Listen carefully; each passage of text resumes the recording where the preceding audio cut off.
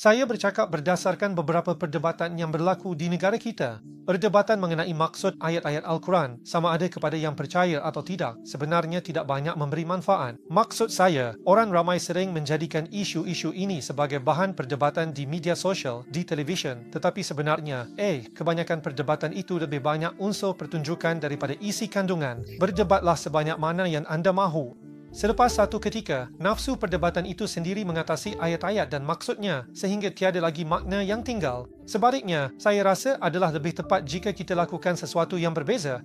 Kita perlu mampu berkata yang sebenar-benarnya hanya Allah yang tahu. Maksud saya, kita sebenarnya tidak mempunyai sebarang teks yang membolehkan kita membuat dakwaan sebesar itu.